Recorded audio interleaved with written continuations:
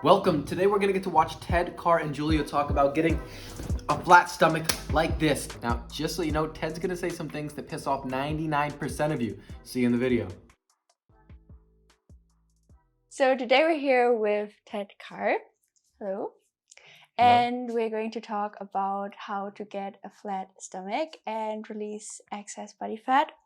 So first of all, I've seen on your Instagram that you had a pretty epic weight loss transformation a little while ago. So what would you say was the main shift you needed to make in order to make that happen?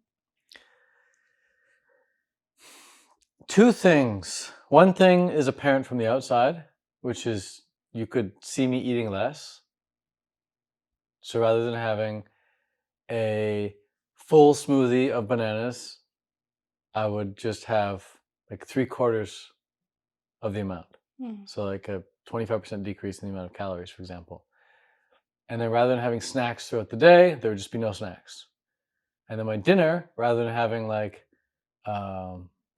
cup of rice plus some sweet potatoes plus some XYZ, it was just the rice with some tomato sauce or something. Boom. So I was still eating the same food, just less. Right. That's the first thing that's apparent from the outside.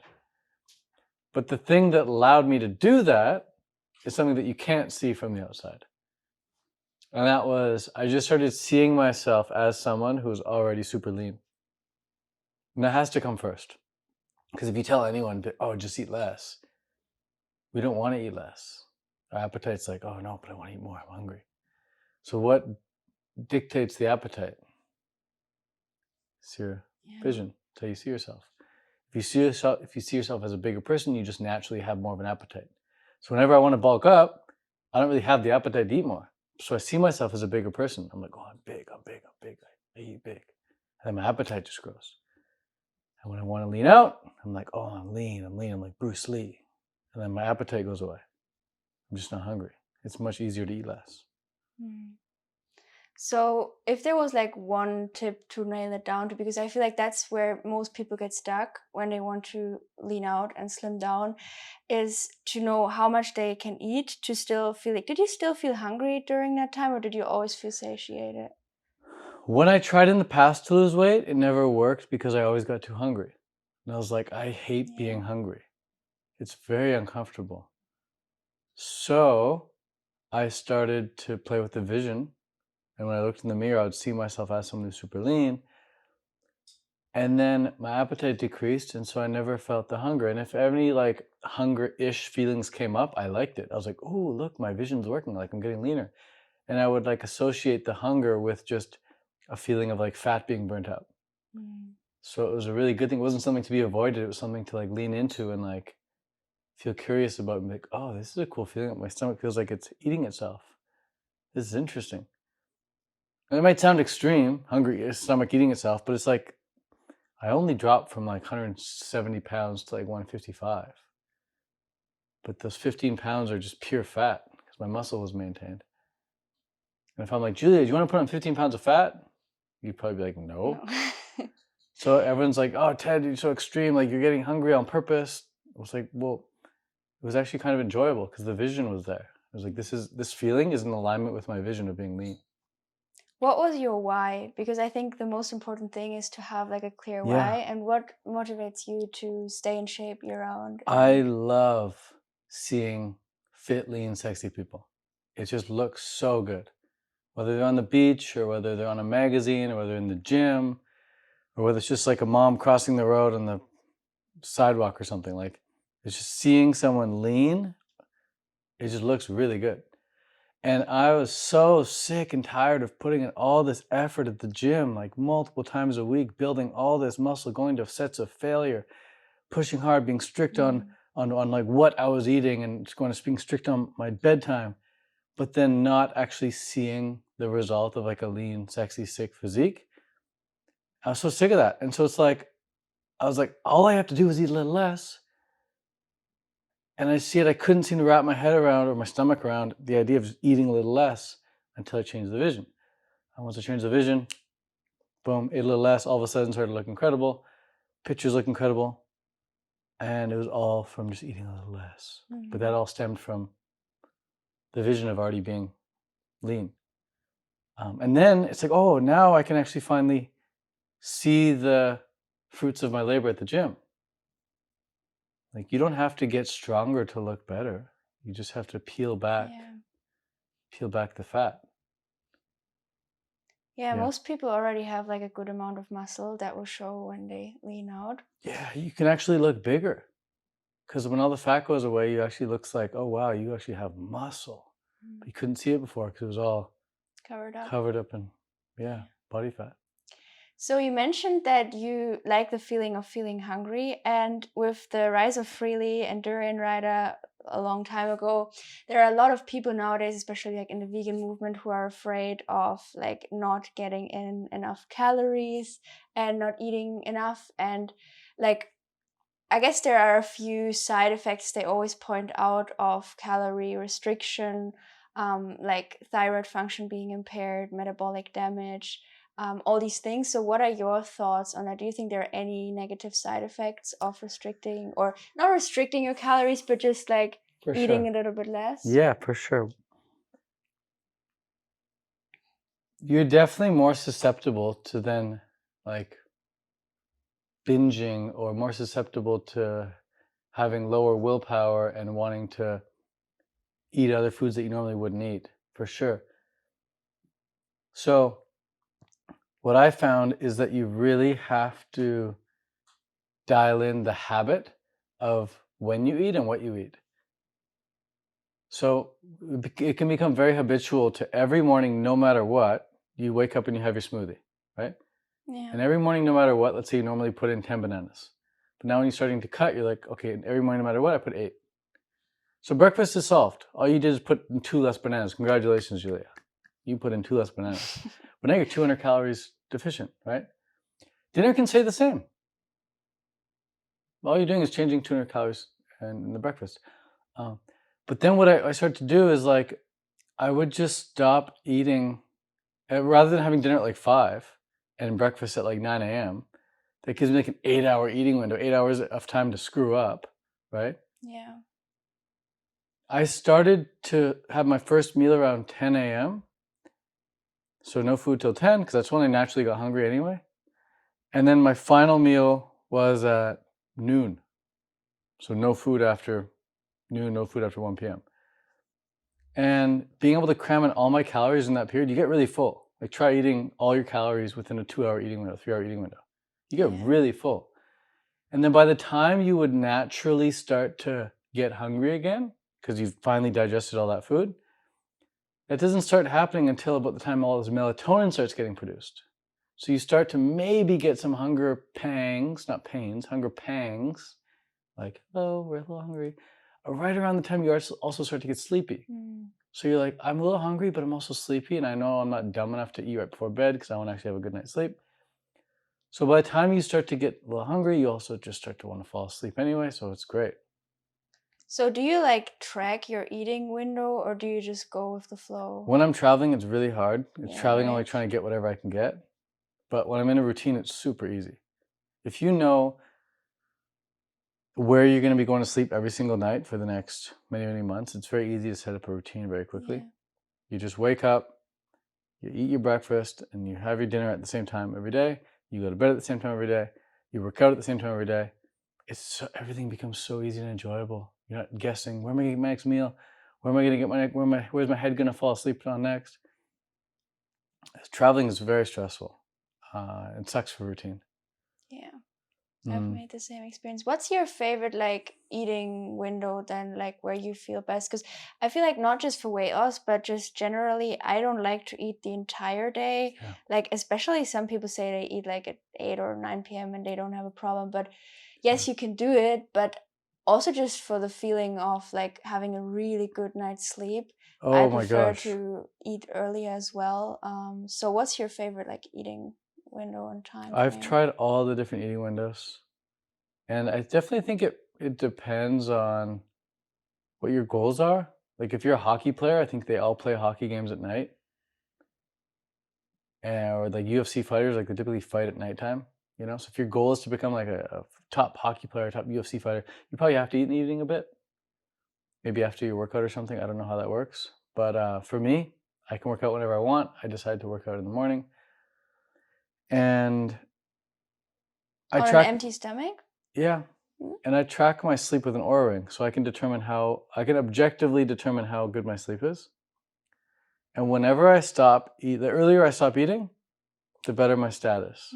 So I used to never get above 90. Like I was always averaging high 70s, low 80s out of 100. That's the score.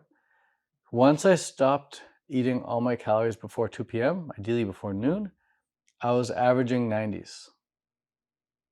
I was always in the 90s, 91, 92, 93, 94, 95, which I never got before.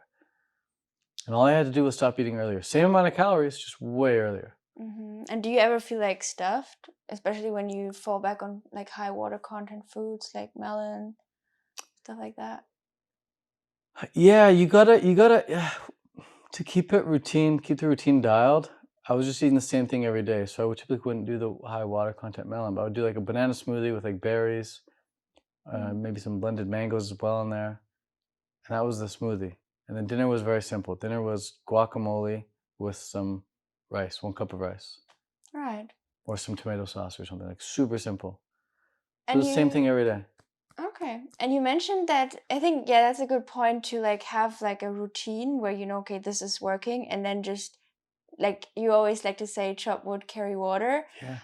And I think that also applies for whatever like health or weight loss goal you have, is to just continuously do it over and over again. Well, this goes back to the first point. You said, like, is there any like danger of eating less or being hungry? And the danger is like, yeah, you're more susceptible. Excuse me. Just ate something before. I need some water, quick. Can I have one too? There you go. Thanks. I'll take it. Sure.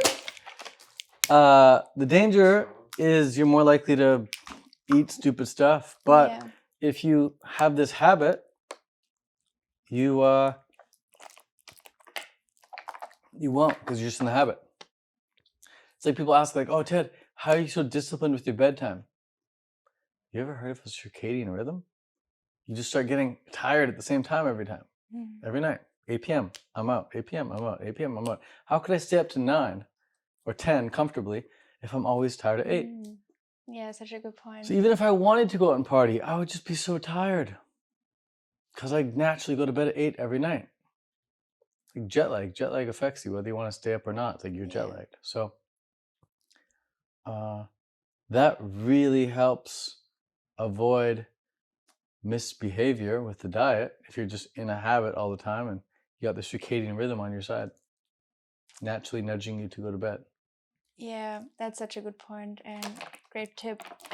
Do you think there are any other side effects other than like because I think that was for me the main one why for a little while I did not cut calorie I never wanted to obsess about that, because I was thinking if I do that then I'll go back to junk food all the time, which was just something I wanted to a habit I wanted to break. But do you think other than that there are any negative side effects cortisol being too high and that kind of interfering with the fat loss or other stuff? Or do you think all of that is just an excuse that people make up? If you restrict sugar, which you do if you're super undercaloried, then your cortisol will be very high. But if you're getting plenty of sugar and you're only in a 400 or 500 calorie deficit, you're fine. Cortisol's not going to be jacked up. So 90+% of my calories come from sugar, carbs. Now, if I was restricting calories and eating super high fat, super high protein, my cortisol would be up because my sugar is low. So I just make sure to keep my sugar high. Yeah, it's not like it's not like I'm starving myself to death. Yeah. I'm eating, this is the thing, I'm eating the appropriate amount of calories for somebody who weighs 155 pounds. That's what a lot of people I don't think understand. They think if you weigh, let's say 100, let's speak in women's terms, let's say a woman weighs 140 and she wants to cut down to 120 to look amazing. Let's just pick those numbers. Okay, so if she weighs 140 right now, and she has to eat, let's just say 2,200 calories to maintain that. Well, her at 120 would only, let's say, need to eat 1,900 calories. So at 1,900 calories, she starts to maintain 120, right? Yeah. So if she goes from 140 and she starts eating 1,900 calories a day, eventually she'll plateau at 120. And at 120, she's no longer in a deficit. She's at maintenance. So the question is, like, do you want to weigh 140 or 120? You choose. If you want to weigh 120, eat the amount of calories that somebody at 120 would eat. So when I cut down to 155, I'm only cutting for a period until I plateau. And then I'm in maintenance. Maintenance is so easy. You just eat the same amount every day. And you're not hungry. Ever. Because you're maintaining. And do you track it throughout any point of time, or do you just like feel When you into eat the same yourself? when you eat the same food every day, you can eye it out. Right. Yeah. You don't even need to track it. You can just say today and for the next week, I'm going to eat 10 bananas in my morning smoothie, and I'm going to have 1 cup of rice with some guacamole in the evening. Let's just say hypothetically. And I'll do a cup of berries in my smoothie as well. So you get a berry smoothie and some rice and guac in the evening. And then you weigh yourself every day. And if the weight's not going down, you say, okay, well, next week I'm going to do 8 bananas and the same dinner. And all of a sudden, oh wow, my weight went down to I was 140, now I'm 138, right? Mm-hmm. And that was really easy. It was so gradual. And we're talking a lot about like dietary restriction here, which is not like a very sexy conversation. Yeah. A lot of people instead think you should just like exercise more, like ride your bike more or run more or whatever. And you can do that as well. Like if you don't want to eat less, that's totally fine. You can do the higher effort path and just walk way more, run way more, or bike way more. But I'm doing it in the most effortless way possible. In the most lazy way. I Yeah, guess. I'll just put. Wait, you're telling me I could either walk for an hour or just not put these 2 bananas in my smoothie? I'll just not put the 2 bananas in my smoothie. But I mean, on the other hand, I think it's also important to mention that the walking will not just like help you to burn those calories, even though I personally don't like to look at it in like such a mathematical way, but there's also so many other benefits of it, right? Yeah, I walk daily regardless. So I naturally get in minimum 10,000 steps a day anyway. Minimum. Every day? Yeah. And it's only like 100 minutes of walking. So that's bare minimum. I go crazy if I'm not getting at least 10,000 steps. I'm not going to sit all day. That's lame. So I like to walk anyway. I like to go to the gym at least, 3 times a week, lift weights. So I'm working out anyway. I just don't want to have to work out more just to lose weight. Yeah. Of course, there are extra benefits to exercise. I'm a big proponent of exercising. But I don't think you should exercise more to lose weight. So whenever I see someone who's really overweight working out really hard, I'm like, they don't realize there's like another side to the equation. There's the burning calories, but then there's just not eating the calories. Input versus output.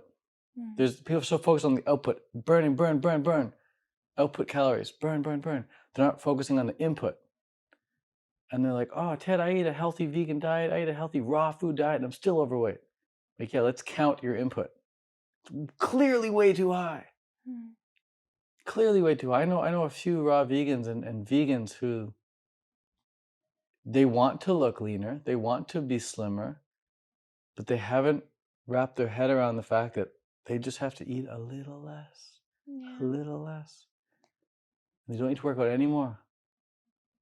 So if you had to summarize it into like 3 habits that you would recommend an overweight person to go from like being overweight to getting lean, getting like a flat belly, if it's a male, getting a 6-pack, what 3 habits would you say are the most important ones to focus on? Number 1 is the vision. 100% the vision. You can't see yourself as a big boy or a big girl and expect to get lean. You'll naturally self-sabotage if you see yourself as fat trying to lose weight. You'll self-sabotage every time. You'll accidentally eat too much. You'll accidentally get invited out to these dinners. You'll accidentally lose your self-control around certain foods. You'll accidentally get super jet lagged and have super low willpower and eat a bunch of crap and spike your cortisol. You just self-sabotage left, right, and center if you don't have the vision. Once the vision's dialed, these other two habits are going to come very naturally, or you might not even need them. But these next two habits are: find simple meals that are very easy and quick to make that are super delicious. I love that.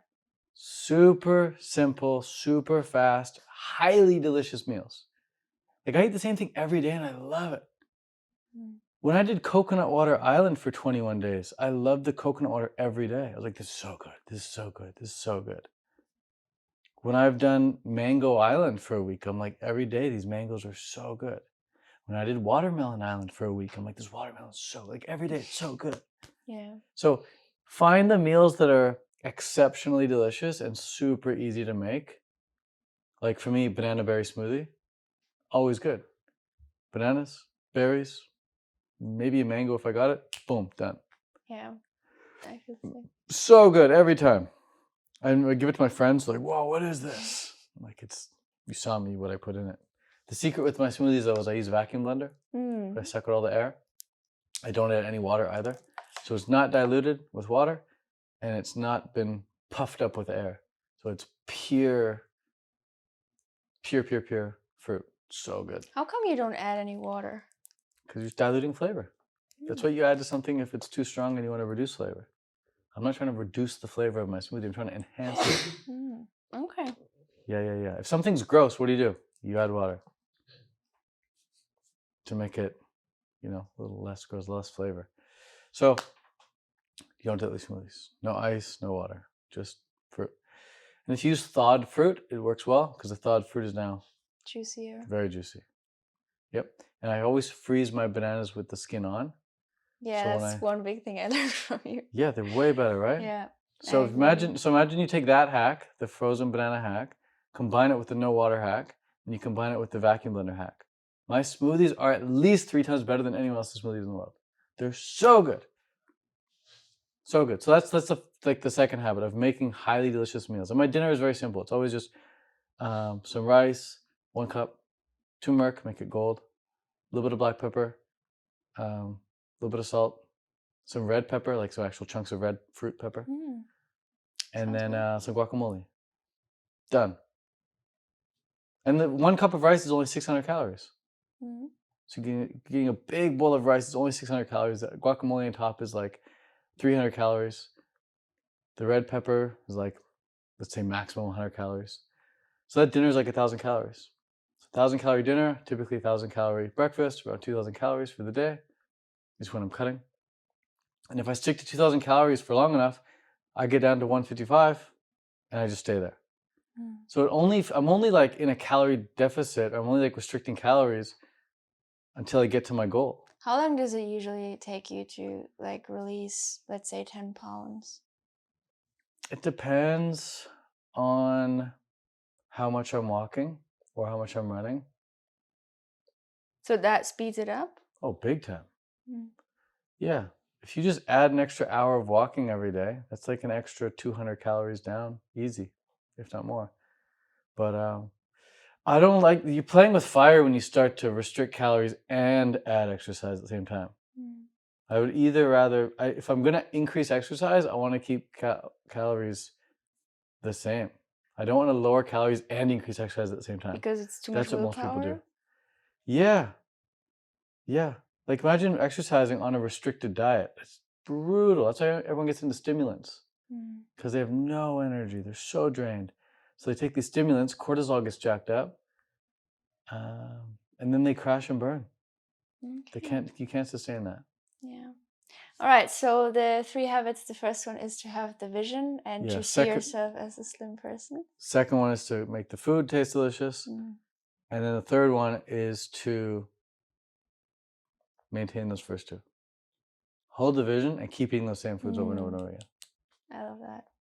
Chop wood, carry water. Yeah, just do it over and over again and find something that you also enjoy, because if you don't enjoy it, then... You mean fitness?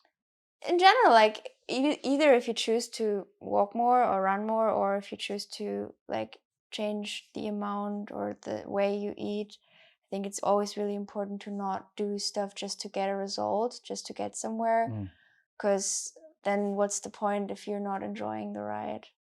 I think Yeah. so many people in our society think that it's requiring a lot of effort to get the things we desire, when really in reality all of that just falls into place when we are in alignment with what feels naturally good to us. Yeah.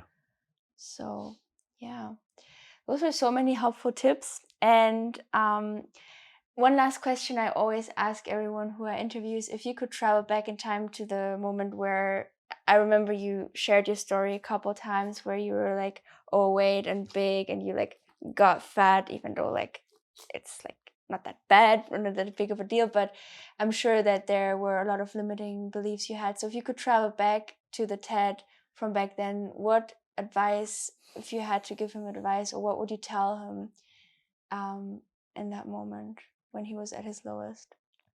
My fattest? At your like lowest, like emotionally, I guess you could say at your fattest, yeah.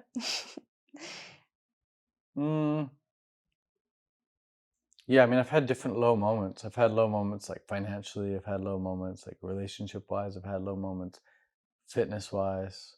Mm. So I've had various low moments. Well, on staying on topic for this film, I would like. I always wondered, is it that simple? Is it true that all I have to do is eat a little less and I'll look absolutely insane? Because that sounds too hard to believe. Like, you're telling me I just eat 2 less bananas every day and I'm gonna look way better? No one says that. Mm. Where is find an article on Google that says if you eat 2 bananas less every day, you'll look way better within a few days. Well, most people don't eat any bananas. Yeah. But for the fruitarians out there, you know? Yeah.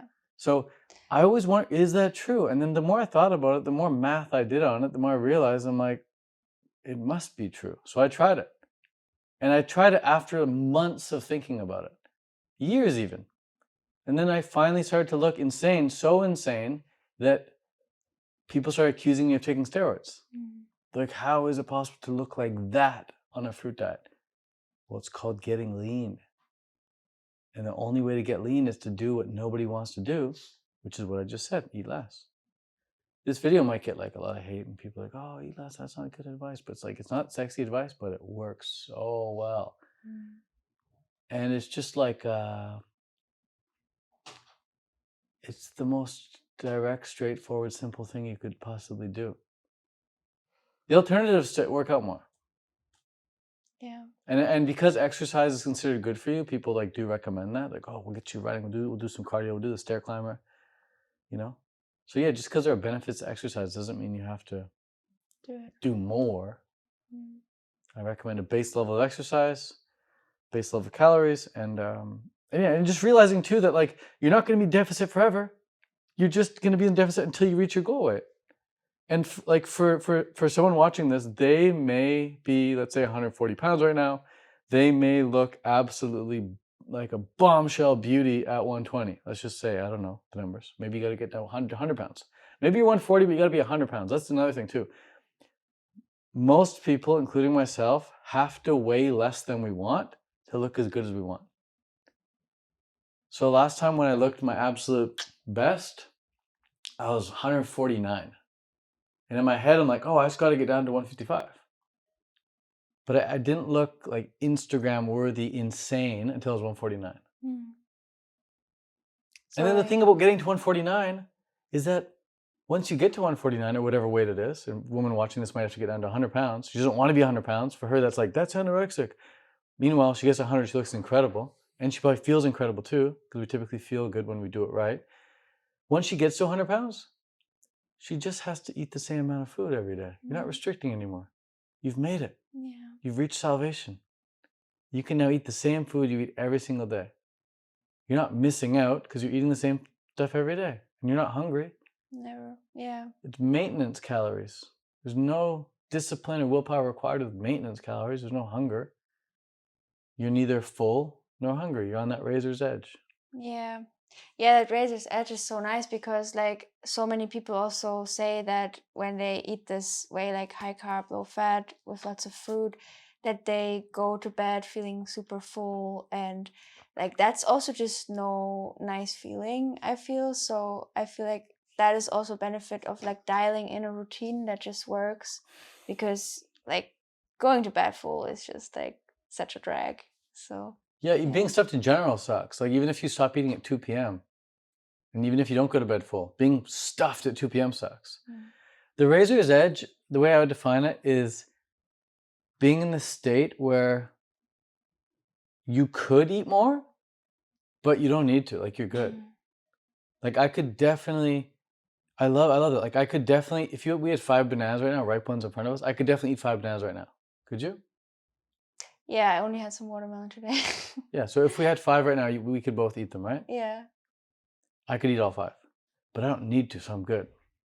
So that's the razor's edge. Like I have room to eat 5, but I'm good. Yeah. So if I'm bulking, I'll be like, hey, I could eat those, therefore I will. There's no, I'm good. It's like if I'm bulking, I will eat them. I will keep eating until I'm stuffed. But if I'm trying to cut or I'm trying to maintain, then I like to be on that razor's edge of I could, but I'm also good. Yeah. I think what really helps here as well is to just be very present when you're eating, be very calm, not be distracted. Because I feel like when we're distracted and we're doing a lot of other things and we're kind of like eating very fast, then it's very easy to like miss that sweet spot where we're just like perfectly satiated. That's why it helps to eat the same amount every day. I don't think how much rice we're going to eat today. It's the same amount. 1 cup, 1 pepper, 1 avocado, dash of salt, dash of black pepper, dash of turmeric, done. I'm not weighing it on the scale. I'm not using my eyes to be like, how big is that? It's like count every time. Boom, boom, 8 bananas, boom, 1 cup berries. Same. Because yeah, I eat when I'm distracted. I eat on Zoom calls. I eat when I'm watching a movie or something. I eat when I'm watching YouTube videos. I eat when I'm doing stuff. I'm not the most present guy when I'm eating, but I can still get away with that because it's just the same amount every day. Like in prison. The guys in prison eat the same food every day, right? Yeah, but here's your tray, here's your slop. I don't right? want to compare these two realities, because I think like losing weight doesn't need to feel like you're in No, but I prison. mean the guys in prison are fine and they eat the same amount every day. They're not switching up the amounts, right? It's the same amount every day. Boom, boom, boom. Even in the military, fine, forget prison. Military guy, same food every day. Boom, boom, boom, boom. So someone could hire a chef and the chef could make them same amount every day. Or you could pre-pack Ziploc bags full of the right amount, you know? Every Ziploc bag has 8 bananas and a cup of berries in it. You know, open the Ziploc, boom, done. Or you could have juice delivery. Every day you get your 3 juices delivered, 2 smoothies delivered, right? Whatever. Yeah. But that's key, just same amount every day. All right. So to sum it up, if you could travel back to the time where you were like fat, what would you tell yourself to It's that pick simple. yourself up? It's that simple. Don't overthink it. Just fucking eat less. It's so simple. There's no mystery exercise, no mystery supplement. Just eat less, bro. All right. Thank you so much for the interview, and I hope you all enjoyed. And bye-bye.